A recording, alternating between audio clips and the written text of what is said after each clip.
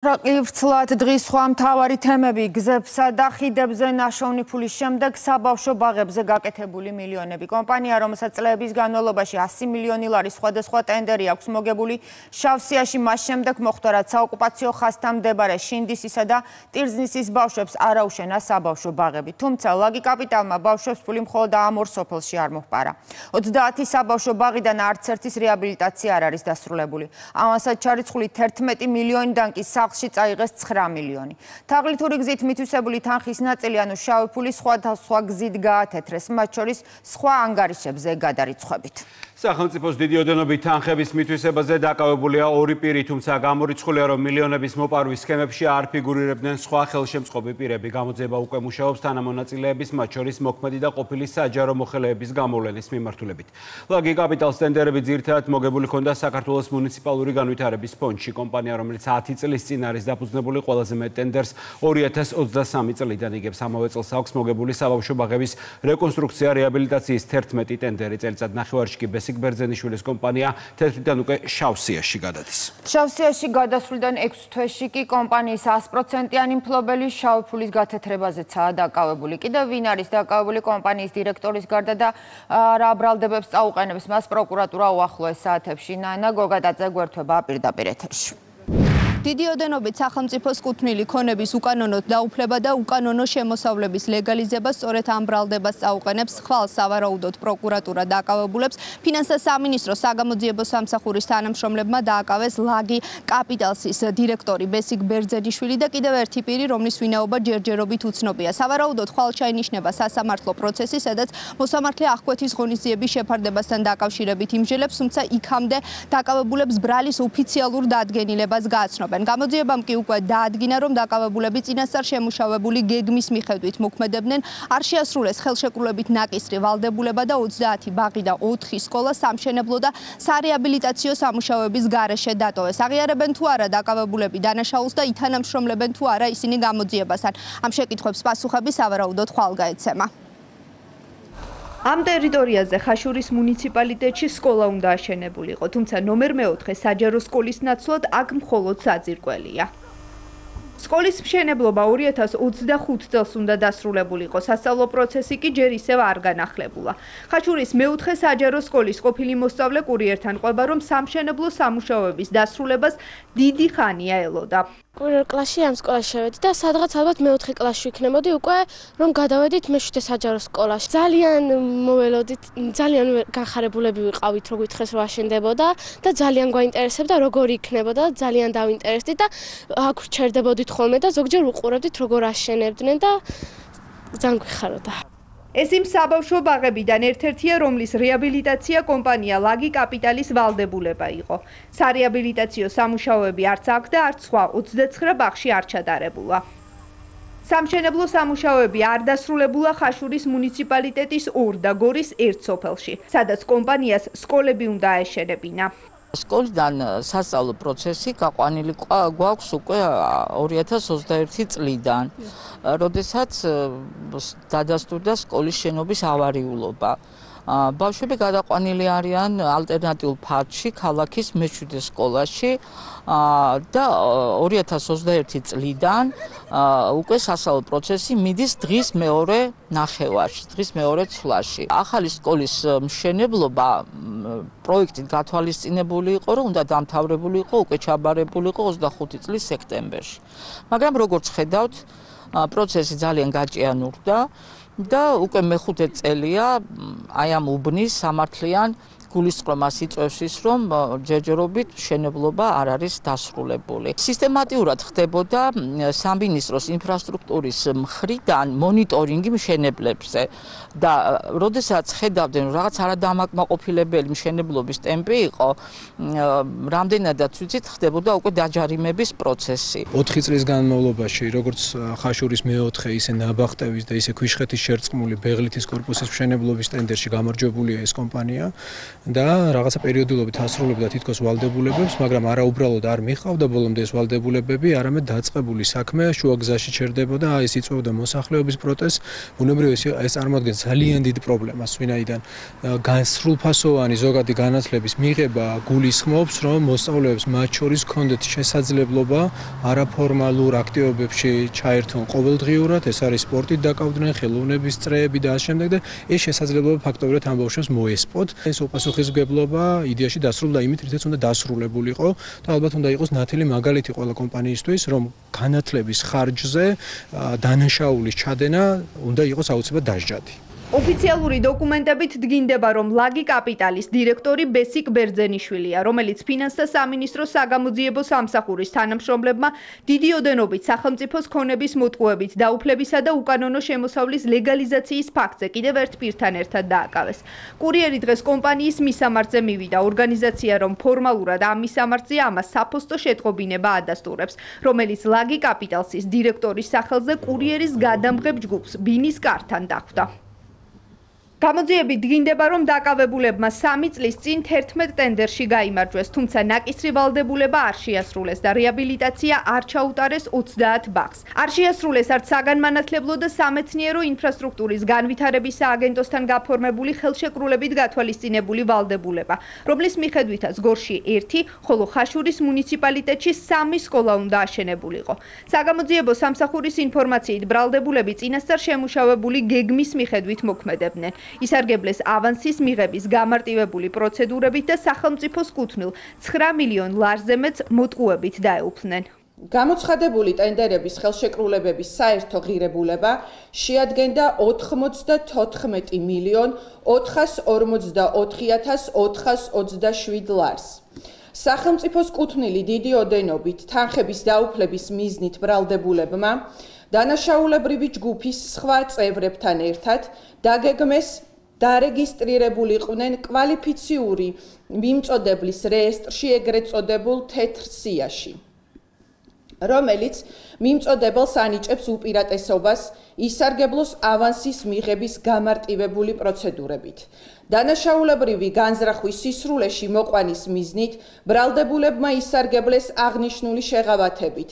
წარადგინეს მხოლოდ 50%-იანი საბანკო გარანტია, რა გზითაც თაღლითურად დაეუფლნენ მუნიციპალური განვითარების ფონდის მიერ ავანსად ჩარიცხული 11 მილიონ 218,380 ლარიდან 9 მილიონ 365,801 ლარს.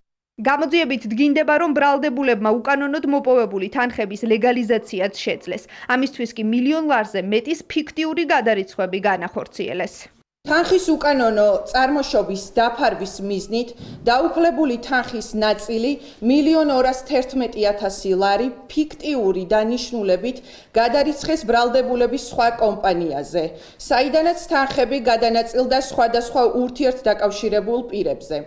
რითაც მოახდინეს უკანონო შემოსავლის ლეგალიზაცია. საქმეზე ინტენსიურად გრძელდება გამოძიება დანაშაულში თანამონაწილე სხვა პირების, მათ შორის მოქმედი და ყოფილი საჯარო მოხელეების გამოვლენისა და საფინანსო ეკონომიკურ სფეროში სხვა დანაშაულებრივი ფაქტების პრევენციის მიზნით. დიდი ოდენობით სახელმწიფოს ქონების მოტყუებით დაუფლების საქმეზე გამოძიება 2 მუხლით მიმდინარეობს. დაკავებულ ორ პირს კი ბრალის დამტკიცების შემთხვევაში 9-დან 12 წლამდე პატიმრობა ემუქრებათ. დიდი ოდენობით თანხების მითვისების და გადათრების კიდევ ერთი საქმე ამჯერად ბიძინა ივანიშვილისთვის მოპარული მილიონები. პროკურატურა აცხადებს, რომ გიორგი ბაჩიაშვილმა სქემაში ჩართოს საკუთარი მშობლები და დანაშაულებრივი გზით მოპოვებული აქტივების ნაწილი სხვადასხვა ოპერაციებით, მათ შორის დედმამაზე გაფორმებული ქონებით გადმოიტანა საქართველოში. სხვა მოძრავი ქონების გარდა 7 უძრავი ქონება. გამოძიების ინფორმაციით, ბიძინა ივანიშვილის ფონდის ყოფილმა ხელმძღვანელმა 2017-2023 წლებში 3 მილიონი დოლარის და მილიონი ლარის უკანონო შემოსავლის ლეგალიზაცია მოახდინა მშობლების დახმარებით. გიორგი ბაჩიაშვილის დედას და მამას დღეს სასამართლომ პატიმრობა დაუსწრებლად შეუფარდა. მარინა რამაზაშვილის და ალექსანდრე ბაჩიაშვილი შეერთებულ შტატებში იმყოფებიან, თუმცა მთელი ოჯახის აქტივები უკვე ერთი თვეა დაყადაღებულია საქართველოში. წარდგენილი ბრალდებით გიორგი ბაჩიაშვილს ბიძინა ივანიშვილის განსაკუთრებით დიდი ოდენობის ვირტუალური აქტივების მითვისება და ფულის გათეთრება ედება ბრალად. საუბარია მაინინგში განხორციელებულ ინვესტიციაზე. სწორედ ბიძინა ივანიშვილის თანხით შეიძინა 2015-17 წლებში გიორგი ბაჩიაშვილმა 9000 ბიტკოინი. ჯამურად დღეს ამ კრიპტოვალუტის ღირებულება $1 მილიარდი, ანუ თითქმის 3 მილიარდი ლარი. სასამართლომ ბრალდების მხარის მტკიცებულებები გაიზიარა და გიორგი ბაჩიაშვილის მშობლებს აღკვეთის ღონისძიების სახით პატიმრობა დაუსწრებლად შეუფარდა. მარინა რამაზაშვილს და ალექსანდრე ბაჩიაშვილს, რომლებიც საქართველოში არ იმყოფებიან, პროკურატურა უკანონო შემოსავლის ლეგალიზაციაში დახმარებას ედავება. საუბარია მილიონობით დოლარზე. გამოძიების ცნობით, გიორგი ბაჩიაშვილმა დანაშაულებრივი გზით მოპოვებული აქტივების ნაწილისთვის კანონიერი სახის მისაცემად აუცილებელ მოქმედებებში საკუთარი მშობლებიც ჩართო. ბრალდების მიერ მოპოვებული მტკიცებულებების მიხედვით, სწორედ მათი ხელშეწყობით ხორციელდებოდა 2017-2023 წლებში საზღვარგარეთიდან საქართველოში თანხების და აქტივების გადმოტანის ოპერაციები. ქონებების შეძენით და შემდგომი რეალიზაციით კი ხდებოდა აქტივების წარმოშობის წყაროს, ადგილმდებარეობის, განთავსების, მოძრაობისა და საკუთრების უფლებების დამალვა და შენიღბვა, რაც პროკურატურის თქმით, საქმეში არსებული დოკუმენტებით დასტურდება.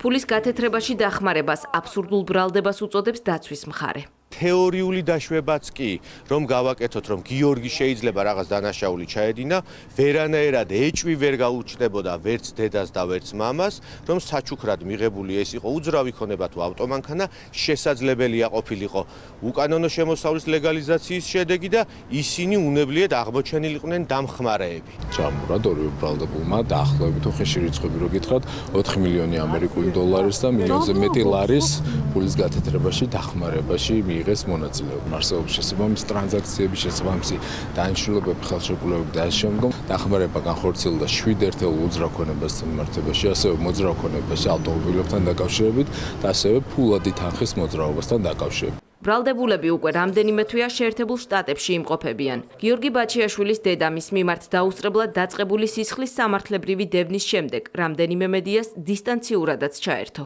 მთელი ცხოვრება მე ჩემი თანხები ჩემით არის მოძიებული, ჩემი სახელფასო განაკვეთები სახელფასო ანგარიშები დამიყადაღეს და ამ ანგარიშებზე ეს ფული საიდან არის შემოსული და გასული გადასარევად იციან და ნანახი ექნება თუ არსეთი გადარისხვა გიორგის შემანგარიშზე არ აღჭურვა. პირიქით მე მქონდა მაგაზე გადარისხული თანხები. ეს ის რეალობაა, რომელიც სამწუხაროდ მისმა შვილმა მოუტანა თავის მშობლებს. ქართულ ოცნებაში ამბობენ, რომ ამ კონკრეტულ საქმეში დანაშაულის ნიშნები იმდენად მკაფიოა, კითხვებს არ ტოვებს. უმრავლესობის თქმით, თაღლითურ სქემაში მონაწილე ყველა პირი თანაბრად აგებს პასუხს პირველ რიგში კანონის წინაშე და არა დაზარალებულის გამო. ამ შემთხვევაში საუბარია ბიძინა ივანიშვილზე, რომლის კუთვნილი ბიტკოინების მითვისების საქმეზე ბაჩიაშვილს 11 წლით პატიმრობა უკვე მისჯილი აქვს.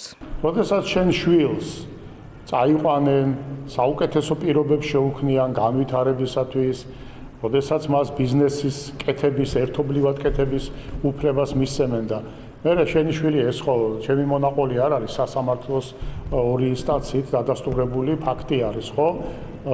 ჩაიდენს იმ დანაშაულს, რა დანაშაულით ჩაიდინა, ხო? ვინც ჩააცვა იმის გახდას, რომ მოინდომებს, ხო? მერე პასუხისგებლობა ბუნებრივია დგება.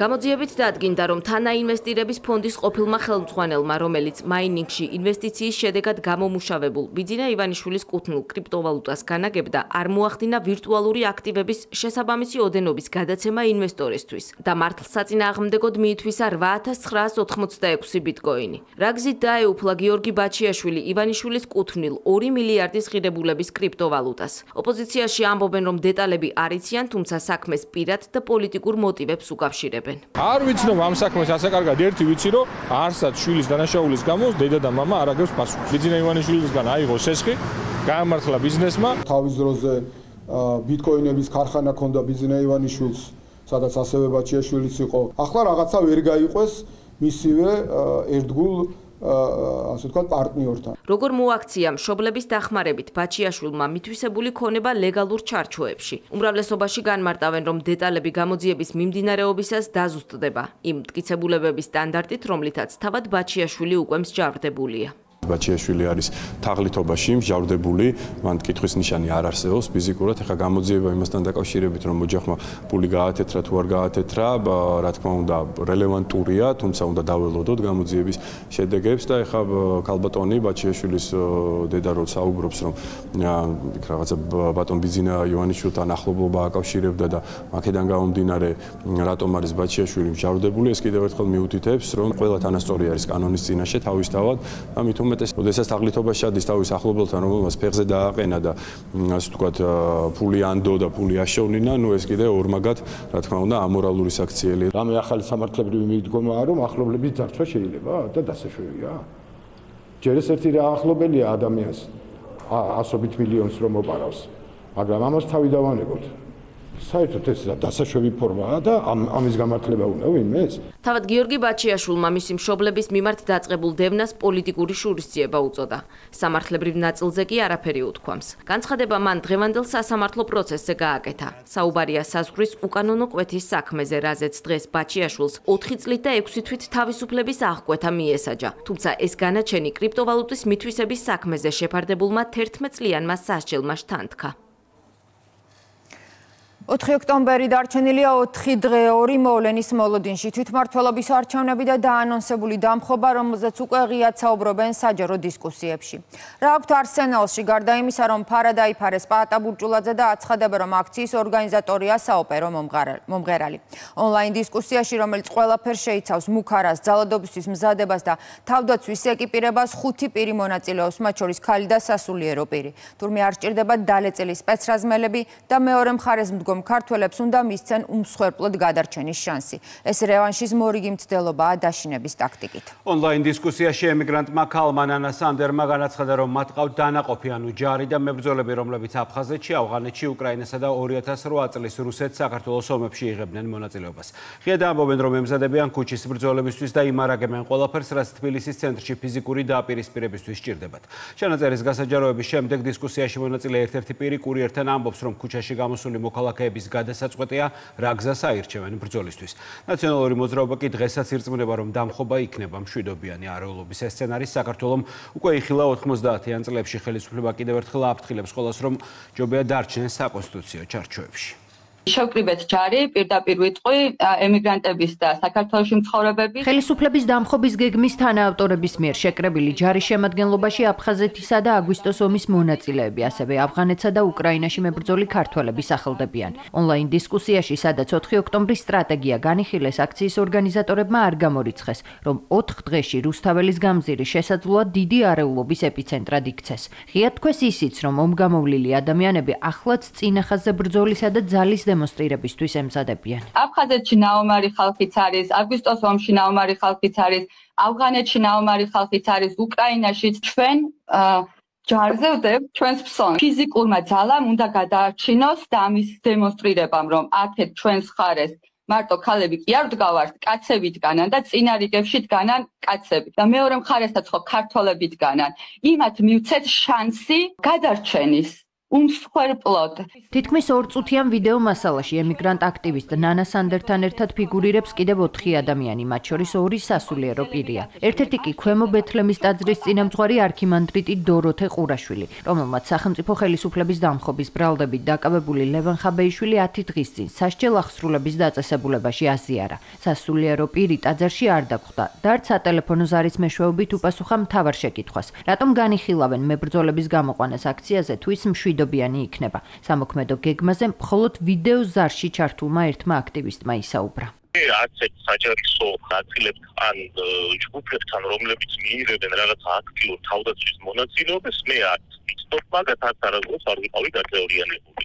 საჭირო არის თუ არა, რომ საქართველოს მოსახლეობამ დაიცვან თავისი თავი ძალადობისგან, ალბათ ყოველ თითოეული მოქალაქის გადასაწყვეტი ინდივიდუალურად. აქტივისტებისა და ოპოზიციის კონკრეტული ჯგუფის მიზანი, რომ არეულობის მოწყობაა ქართული ოცნებისთვის გავრცელებული ვიდეო ჩანაწერიც მოწმობს. სახელისუფლებო გუნდი მას დამატებით მტკიცებულებად მიიჩნევს და მკაფიოდ ამბობს, რომ ხელისუფლება ქვეყანაში რევოლუციური სცენარის განვითარებას არც ამჯერად დაუშვებს. თვითონ იშიფრავენ, იქ შიდა ჯგუფებიდანაც გამოდის ინფორმაცია და ყრული ჯგუფებიდანაც გამოდის ინფორმაცია, რომ მაქსიმალური რადიკალიზმისთვის ემზადებიან. ეს არის მათი მხრიდან მორიგი რევოლუციური სცენარის მოწყობა, არაფერი არ გამოვუვათ, მიუხედავად იმისა, რომ ამაში ჩართულები არიან უცხოური სპეცსამსახურები. გაფრთხილების მიუხედავად ისევ ხელისუფლების დამხობით იმუქრება ნაციონალური მოძრაობა, ამჯერად გააქტიურდა საკრებულოს ფლანგი და დეპუტატი ზვიად კუპრავა, რომელიც გავრცელებულ ვიდეოში საარჩევნო უბნებზე ფიზიკურ თავდასხმაზე საუბრობს. თბილისის მასშტაბით გახსნილი იქნება 500 სპეცოპერაციის პუნქტი.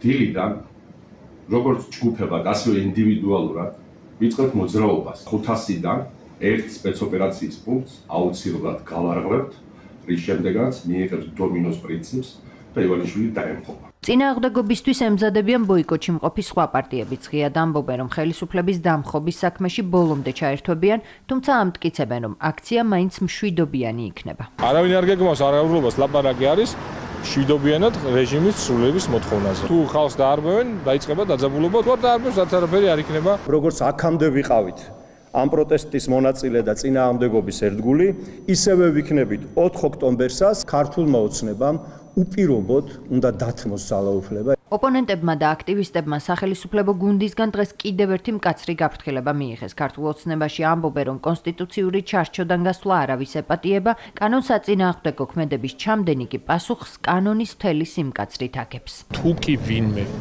რაიმე კანონს აწინააღმდეგოს გაბედავს, ამას მოყვება ძალიან მკაცრი რეაგირება კანონის პარტიებში. ყველა მიიღებს მისაღებს.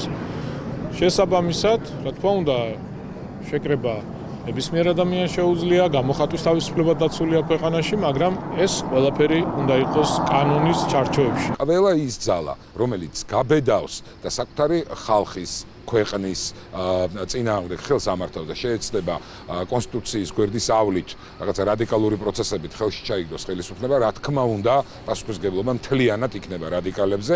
რა გეგმით გადიან ოპოზიცია და მათი აქტივისტები ქუჩაში 4 დღეში გაირკვევა. მანამდე კი მსჯელობენ სამოქმედო გეგმის რამდენიმე ვერსიაზე, მათ შორის სახელმწიფო შენობების პიკეტირება ბლოკირებაზეც. უსაფრთხოების სამსახურის მიერ გაშიფრული სქემის მიხედვით რადიკალური პროცესებისთვის ემზადებიან ფრანკლინის კლუბის ბაზაზე შექმნილ სასწავლო ცენტრში დატრენინგებული სტუდენტებით სპეცსამსახურისა და მმართველი გუნდის მონაცემებით სააკაშვილის დედის. გიული ალასანიას უნივერსიტეტი გამჭვირვალობის კანონის გვერდის ავლით ფინანსების აკუმულირებას ახდენს და ახალგაზრდებს ძალადობრივი პროტესტისთვის ამზადებს. საუბარია საქართველოს უნივერსიტეტის ბაზაზე შექმნილ High School Georgia-ზე, რომელსაც მხოლოდ გიული ალასანიას სასწავლებლიდან გრანტის სახით 9 მილიონი ლარი აქვს მიღებული. არის თუ არა გიული ალასანიას უნივერსიტეტი რევოლუციური იდეების გავრცელების ცენტრი მიხეილ სააკაშვილის დედა კურიერის კითხვებს არ პასუხობს. მის ნაცვლად კი ბრიფინგზე სადაც მედია შერჩევით შეუშვეს საუბრობენ სტუდენტები და უმაღლესი სასწავლებლის რექტორი, რომელიც აცხადებს, რომ მის სასწავლებელში სწავლა მიმდინარეობს წინასწარ გაწერილი სილაბუსით. ნაციონალური მოძრაობისთვის ცუდი არ არის თუ ეს სილაბუსი რევოლუციებისა და სახელმწიფო გადატრიალების ისტორიაზეა აგებული. სახელმწიფო უსაფრთხოების სამსახური კი დარწმუნებულია, რომ ეს არის იგივე ფრანკლინის კლუბი, სადაც რადიკალური განწყობის ახალგაზრდების გადამზადება მიდის.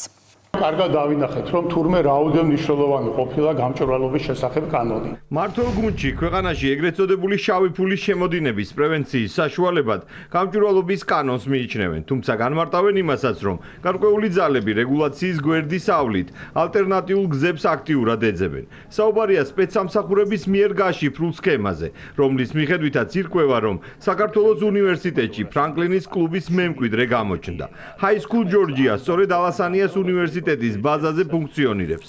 ცნობილია, რომ ორგანიზაციამ, რომელიც ახალგაზრდების რეკრუტირებასა და ძალადობრივი პროცესებისთვის გადამზადებაშია შემჩნეული, გრანტის სახით 500,000 თავად უნივერსიტეტიდან მიიღო. ასევე თანხას სხვა დონორებისგანაც იღებს. რაღაცა აბრა, რომელიც აქვს გაკრული, იმის უკან ხდება შავი ფული, შავი საქმეების კეთება. ეს გზა რო ამოექოლათ ახლა უმაღლესი საგანმანათლებლო დაწესებულების, რომელიც ტენდენციური არის, მოგახსენდებათ ვისიც არის, ქალბატონი გიული ალასანიასი, მისი მეშვეობით დაიწყეს შიდა ტერორიზმი. მათ გადაწყვიტეს, რომ ისინი უნდა იყვნენ წინა ხაზზე რადიკალიზაციის, ახალგაზრდები უნდა ჩართონ ძალადობრივ პროცესებში და ეს რაღაც ახალი სქემა მოიგონეს, როგორ შეიძლება უცხოური ფულით და ახალგაზრდების რადიკალიზაციით საქართველოში რევოლუციური სცენარების განვითარება. არავის ეგონოს, რომ ისე გადადგავენ და დაგეგმავენ რაღაც ნაბიჯებს და სქემებს, რომ სახელმწიფოს ეს არ ეცოდინება პირიქით, შესაბამისად უწყებებმა იციან ყველა მათი მიზანი. რა მიზნით უთმობს ფრანკლინის კლუბის მსგავს ორგანიზაციას საუნივერსიტეტო სივრცეს მიხეილ სააკაშვილის დედა. ამ კითხვით დღეს კურიერმა თავად გიული ალასანიას მიმართა. ალასანიამ კითხვას არ უპასუხა. პატიმარი ექს-პრეზიდენტის დედის ნაცვლად მისი უნივერსიტეტის რექტორმა და სტუდენტებმა ისაუბრეს. სტუდენტებმა ბრიფინგზე მედია შერჩევით დაუშვეს. საქართველოს უნივერსიტეტის რექტორმა კი High School Georgia-ზე დეტალურად არ ისაუბრა. თქვა, რომ უნივერსიტეტში სწავლება მხოლოდ სილაბუსების მიხედვით მიმდინარეობს. Hello. გამარჯობა, ქალბატონო გიული. რუსთავიიდან ვარ. რომელი მიდან? რუსთავიორიდან. High School of Georgia-ზე რომ გითხრათ რამდენიმე სიტყვა, თქვენი უნივერსიტეტის ბაზაზეა, როგორც ვიცი, როგორც ადრე ფრანკლინის კლუბი იყო.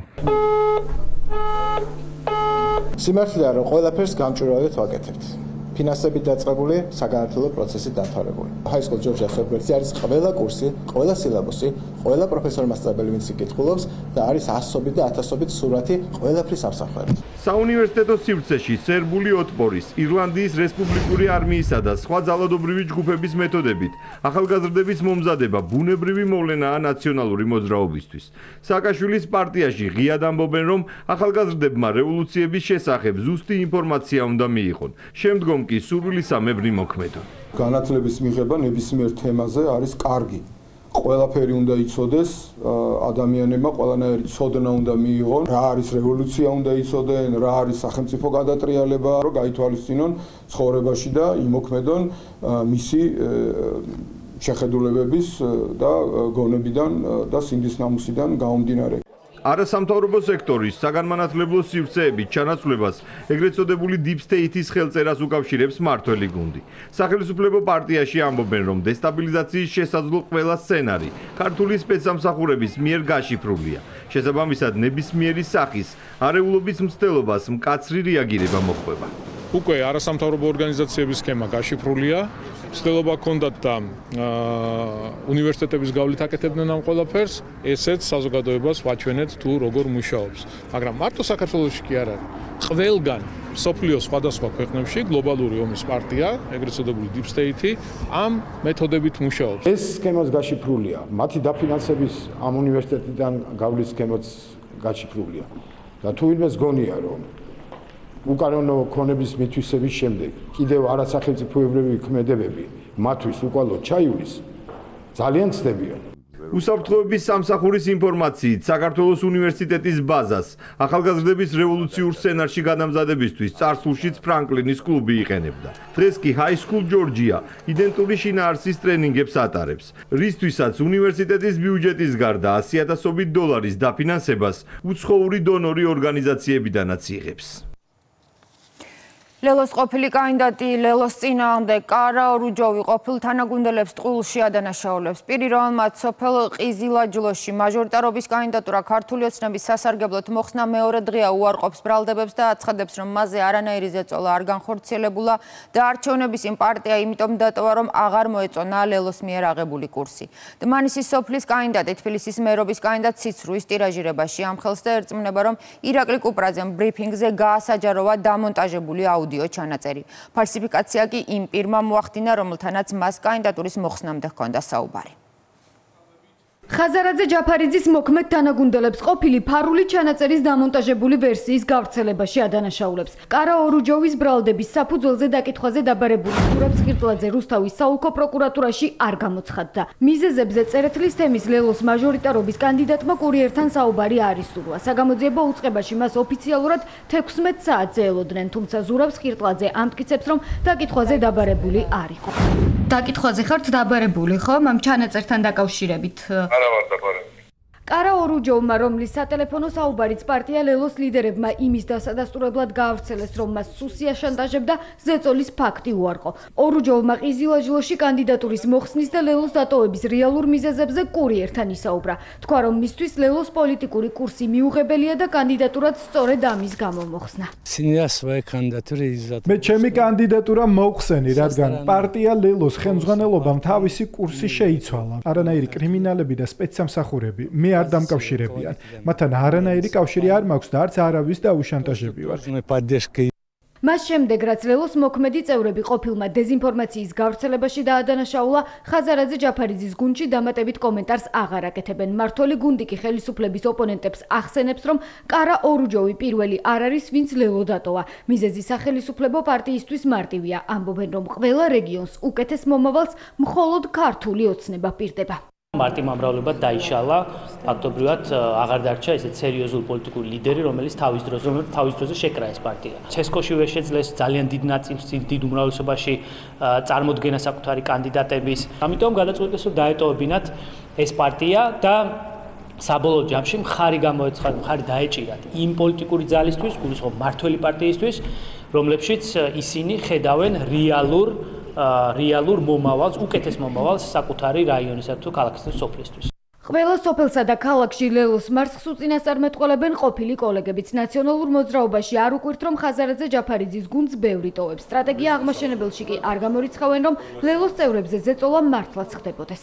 იყო ამ კაცის განცხადება, ეხა იძახის, რომ არ მიქნიაო, ხო, ესე გეშინია. ვერაფერს რო ვერ გამოგლიჯავენ თბილისის მერი იქნება თუ ეს სხვა თვითმართველი ქალაქების მერობა, ეს ძალიან კარგად თვითონაც მშვენივრად იციან.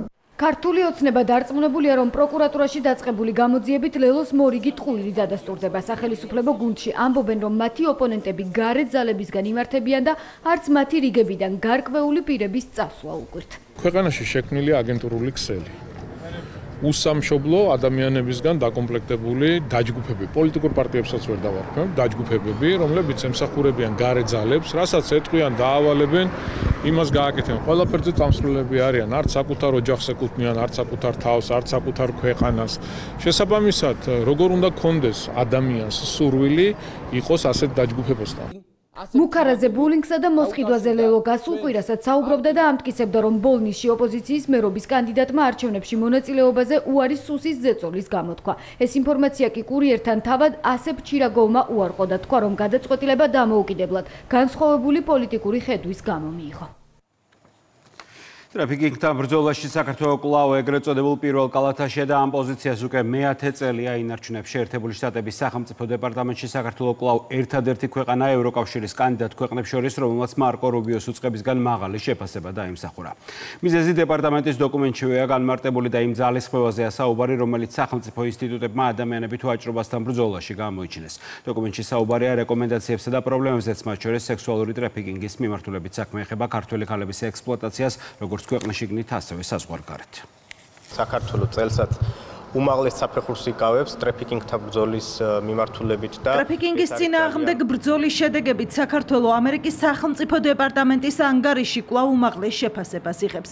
მსოფლიო მასშტაბით ქვეყანა 188 სახელმწიფო შორის უკვე მე-10 წელია ადგილს ეგრეთ წოდებულ პირველ კალათაში ინარჩუნებს. 2025 წელს ამ შედეგის მიღწევა მხოლოდ 33-მა ქვეყანამ შეძლო. გასული წლების მსგავსად საქართველოს წელსაც ერთადერთი სახელმწიფოა რეგიონში და ევროკავშირის წევრობის კანდიდატ ქვეყნებს შორის, რომელიც სახელმწიფო დეპარტამენტის შეფასების უმაღლეს ნიშნულს იკავებს. ევროკავშირის წევრი სახელმწიფოებიდან 11 სახელმწიფომ ვერ მოახერხა იგივეს გამეორება. ამერიკის სახელმწიფო დეპარტამენტის შეფასებით ჩვენი ქვეყანა აკმაყოფილებს ყველა კრიტერიუმს, როგორიც არის დანაშაულის პრევენცია, შემდეგ დანაშაულის გამოვლენა და დამნაშავეთა დასჯა და ასევე მსხვერპლთა რეაბილიტაცია და მათი დახმარება. ეს ყველაფერი არის უწყებათა შორისი საბჭოს კოორდინირებული მუშაობის შედეგი, რომელსაც იუსტიციის მინისტრი ხელმძღვანელობს. ამერიკის შეერთებული შტატების სახელმწიფო დეპარტამენტის ანგარიშის თანახმად საქართველოს სრულად აკმაყოფილებს ორგანიზებულ დანაშაულთან ბრძოლის სტანდარტებს. შედეგების გაუმჯობესების მხრივ გაიცა რეკომენდაციებიც, მაგალითად, სექსუალური ტრაფიკინგის საქმეების აქტიური გამოძიების, მსჯავრდებულებისთვის შესაბამისი სასჯელის განსაზღვრის, სამართალდამცავი ორგანოების შესაძლებლობების გაუმჯობესებისა და სამოქალაქო საზოგადოებასთან მეტი თანამშრომლობის მხრივ. დოკუმენტში აღნიშნულია ისიც, რომ საანგარიშო პერიოდში რუსეთის მიერ ოკუპირებულ რეგიონებში საერთაშორისო ორგანიზაციებს აქტიური მოქმედება შეზღუდული ჰქონდათ. ორგანიზებულ დანაშაულთან ბრძოლის მხრივ ერთ-ერთი წამყვანი როლი აქვს შინაგან საქმეთა სამინისტროს. უწყებაში აცხადებენ, რომ სახელმწიფო დეპარტამენტის ანგარიში დადებითადაა შეფასებული საკანონმდებლო ბაზა და ყველა ის მიმართულება, რომელიც ამ მასშტაბის დანაშაულისთვისაა განსაზღვრული. წარმატებით შეფასდა ის მობილური ჯგუფები, რომლებიც სხვადასხვა რისკ ჯგუფებთან მიმართებაში მოქმედებენ. ეს დადებითი შეფასება არის იმ ძალიან დიდი შრომის შედეგი, რასაც თითოეული დანაყოფი შინაგან საქმეთა სამინისტროში, ასევე სხვადასხვა სახელმწიფო უწყებებში ახორციელებენ. სახელმწიფო დეპარტამენტის ანგარიში აისახა გენერალური პროკურატურის მიერ გაცემული დირექტივაც. საგამოძიებო უწყება აქვეყნებს სტატისტიკასაც, თუ რა მიღწევები აქვს პროკურატურას ბოლო წლებში მძიმე დანაშაულთან ბრძოლის კუთხით. 2016-2025 წლებში სისხლის სამართლებრივი დევნა დაწყებულია 87 ტრაფიკიორის მიმართ. ამათგან სრულწლოვნის ტრაფიკინგის ფაქტებზე სისხლის სამართლებრივი დევნა დაიწყო 35 პირის მიმართ, ხოლო არასრულწლოვნის ტრაფიკინგის ფაქტებზე 52 პირის მიმართ. ადამიანით ვაჭრობის წინააღმდეგ აქტიურად მუშაობს ჯანდაცვის სამინისტრო. უწყება ტრაფიკინგის მსხვერპლის დაცვასა და მხარდაჭერაზეა პასუხისმგებელი. პროცესში აქტიურადაა ჩართული სახელმწიფო ზრუნვის სააგენტო. სწორედ ამ პროცესში ერთვებიან უკვე ჯანდაცვის სამინისტრო და სახელმწიფო ზრუნვის სააგენტო, რომელიც მთელი ქვეყნის მასშტაბით თავშესაფრებისა და კრიზისული ცენტრების მეშვეობით სხვადასხვა სახის მომსახურებას უწევს ტრაფიკინგის მსხვერპლს. იქნება ეს საცხოვრებელი ადგილი, სამედიცინო, იურიდიული თუ ფსიქოლოგიური დახმარება თუ დასაქმებაში ხელშეწყობა. ტრაფიკინგი ადამიანის უფლებების დარღვევის უხეში ფორმაა, მასთან ბრძოლაც რთული და კომპლექსურია. ეფექტიანი შედეგის მისაღებად კი რამდენიმე სახელმწიფო უწყების ერთობლივ მუშაობას გადამწყვეტი მნიშვნელობა აქვს.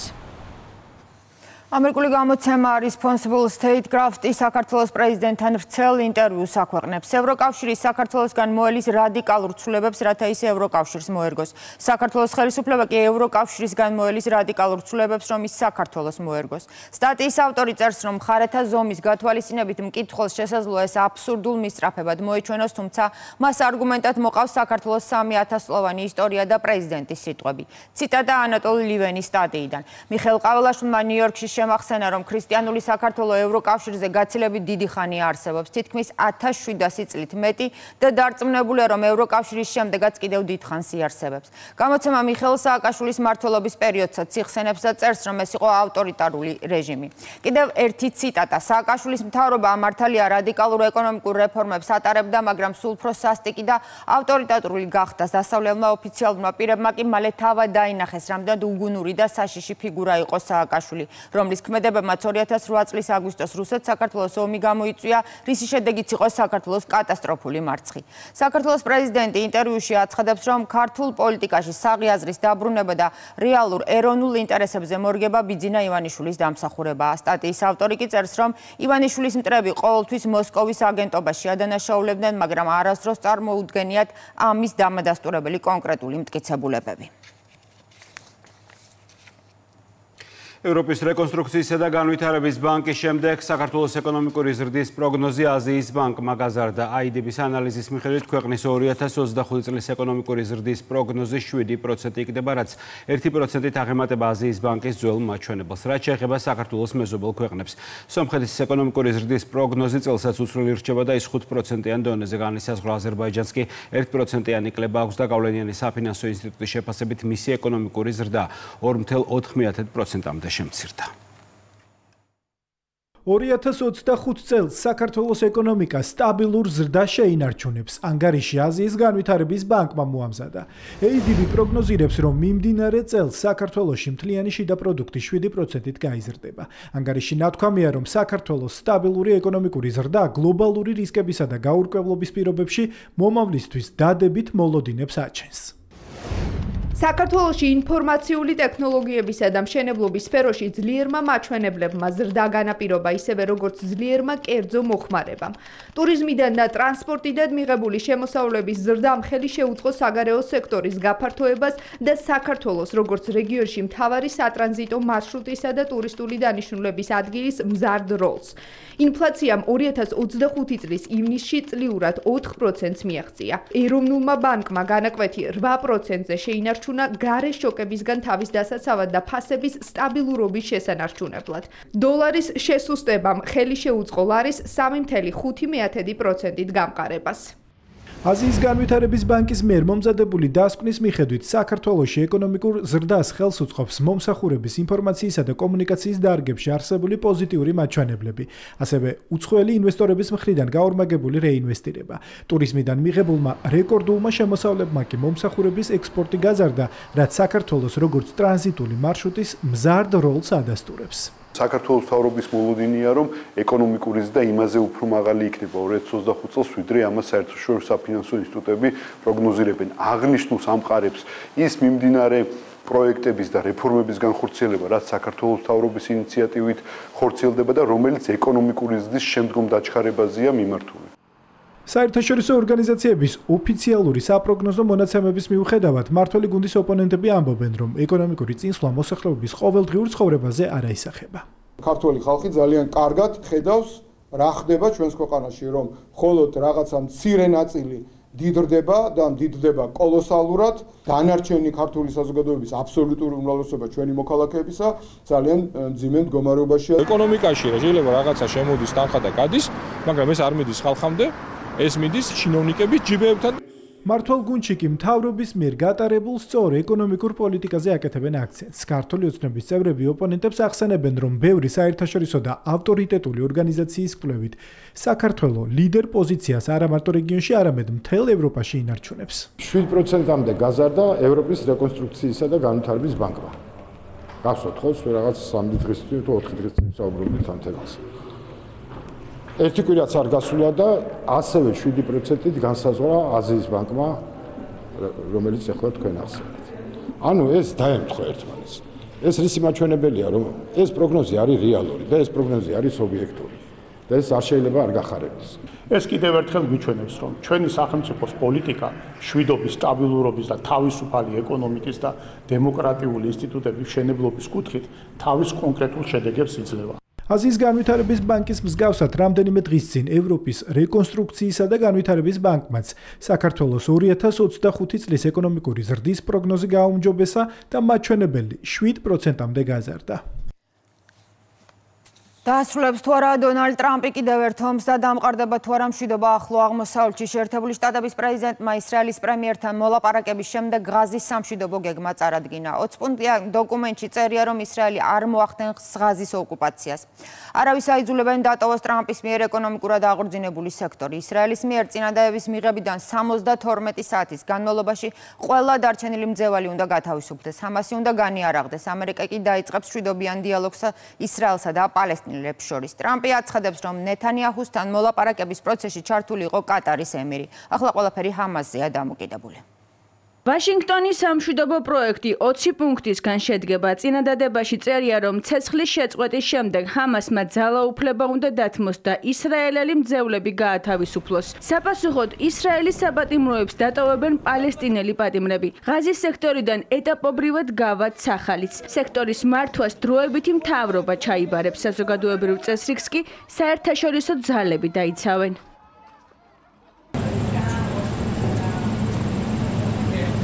ამერიკის შეერთებული შტატების პრეზიდენტის გეგმას ეთანხმება ისრაელის პრემიერ-მინისტრი. დონალდ ტრამპმა და ბენიამინ ნეთანიაჰუმ სამშვიდობო წინადადების პირობები თეთრ სახლში დახურულ კარს მიღმა შეხვედრაზე განიხილეს. ლიდერებმა ერთობლივ პრესკონფერენციაზე ტერორისტულ ორგანიზაციას ჰამას მიმართეს და პირობებზე დათანხმებისკენ მოუწოდეს.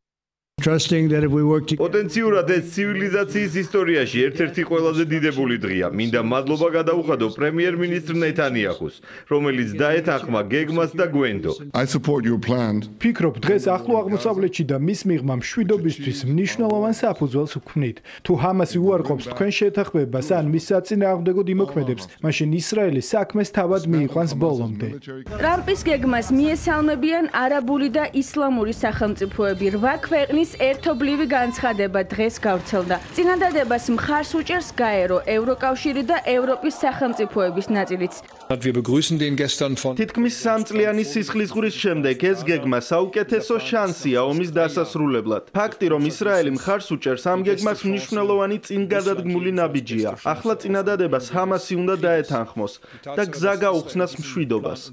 გეგმის მიხედვით გარდამავალ პერიოდში ღაზას მართვას პალესტინელებისგან და მსოფლიოს სხვადასხვა კუთხიდან ჩასული ექსპერტებისგან დაკომპლექტებული კომიტეტი ჩაიბარებს, რომლის თავმჯდომარედ დონალდ ტრამპი სახელდება. გეგმა, რომელზეც გუშინ ისაუბრეს, აუქმებს პალესტინის სახელმწიფოს, რომელიც ბევრ ქვეყანას უკვე ჰქონდა აღიარებული. ეს თანამედროვე კოლონიალიზმია.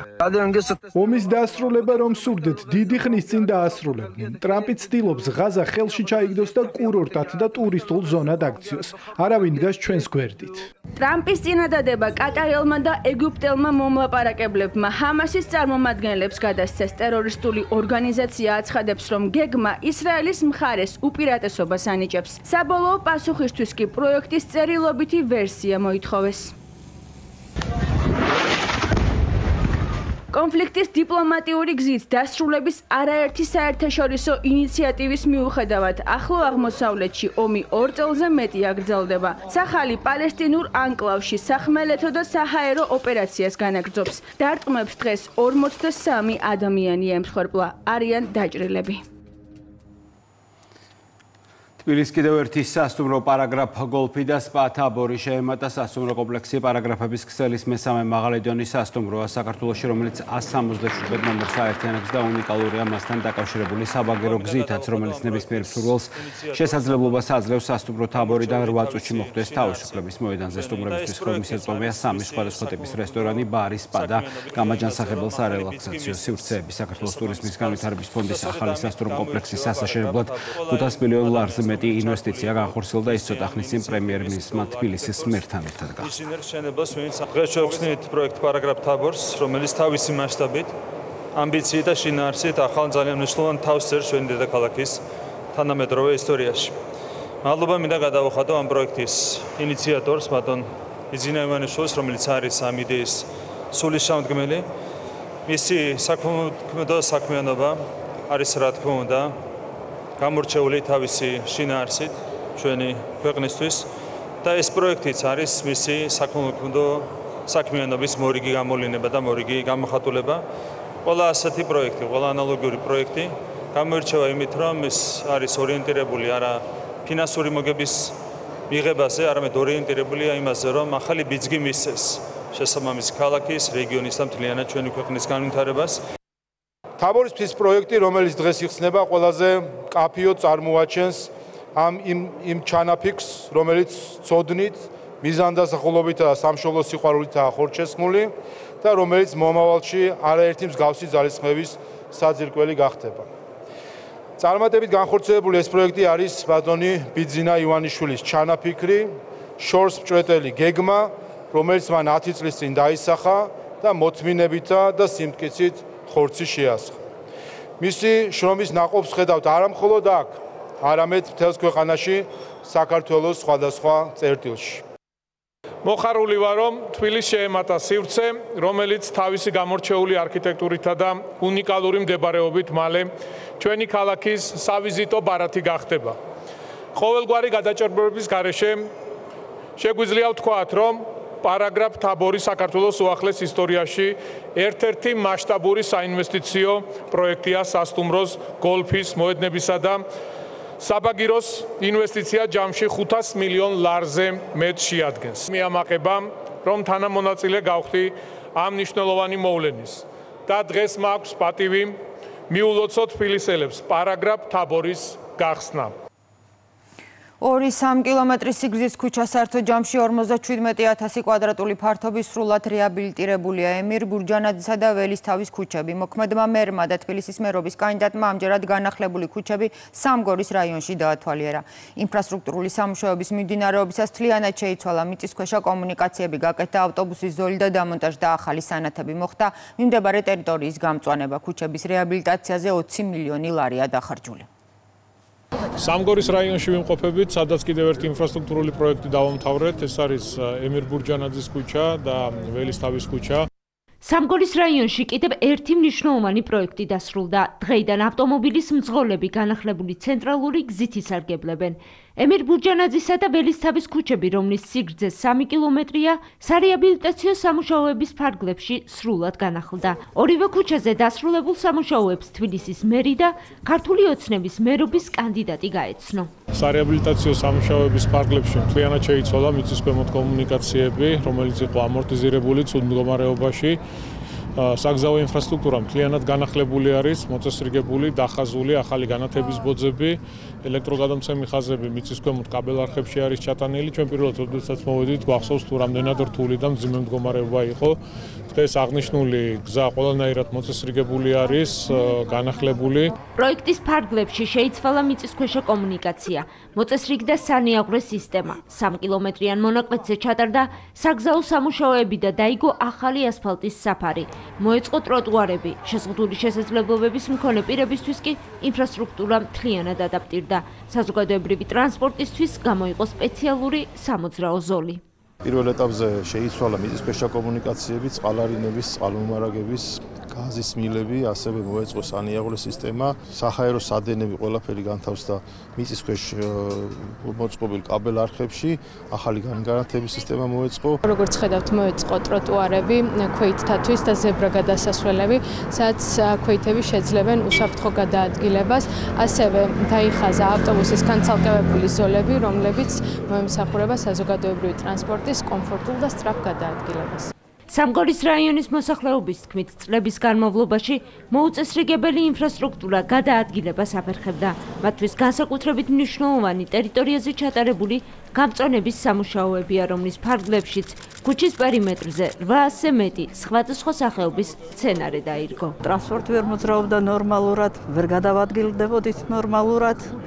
ასეთი სილამაზეც არ იყო და განათება არ იყო, რაც მთავარია კიდევ ესეთი სრულყოფილი და ძალიან მადლობლები ვართ. აქ ცხოვრება ფაქტობრივად ძალიან ძნელი იყო. თუ ტრანსპორტის თვალსაზრისით, თუ ინფრასტრუქტურის არ ქონის თვალსაზრისით, უბრალო გადაადგილებაც კი ჭირდა ჩვენთვის.